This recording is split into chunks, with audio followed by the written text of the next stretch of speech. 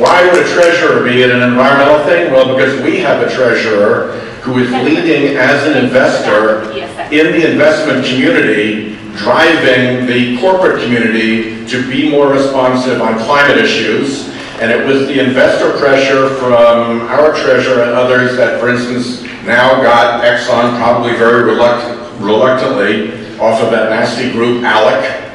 And while Exxon has a lot to improve in its conduct still, they are being forced, at least in the right direction, by investor pressure.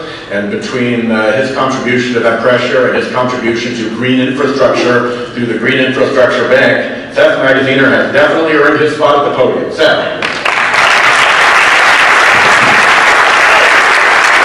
How great is Sheldon Whitehouse? How lucky are we to have him as our United States Senator? I like coming to this because all of my favorite people are in one room, and I'm not going to name anybody else, otherwise I will go way over my time limit. But, as the Senator said, people ask me, why does the state treasurer care about environmental issues? Why does the state treasurer care about climate change? And the answer is because climate change is expensive. Pollution is expensive. These things have massive financial repercussions. All right, whether it's extreme weather events, whether it is coastal erosion and needing to build resiliency and move infrastructure in the face of climate change. These things have direct financial impacts, direct economic impacts. They hurt Rhode Island families financially in their wallets. These things have serious financial implications, and we all should be worried about it. So people say, well, you know, state treasurer, you should be counting money or reading spreadsheets or whatever, and we do all that too. But it's important, and Senator Whitehouse gets this. I remember just a couple weeks after I was elected, I don't think I'd even taken office yet, a few years ago, I got a call from Senator Whitehouse who said, so, congratulations, what are you going to do on the environment? And that says a lot about him as well.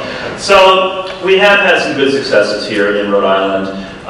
Very proud of the work that's happening at the Rhode Island Infrastructure Bank, which you may hear more about later, where we have funded tens of millions of dollars of energy efficiency and renewable projects all over Rhode Island, whether it's energy retrofits to fire stations, public libraries, schools, police stations, city halls that are helping cities and towns save money and reduce their carbon footprint. The Infrastructure Bank has also just come out, and I see Jeff Deal here, has also just come out with the state's first resiliency strategy, which is something that we need to be very concerned with in Rhode Island.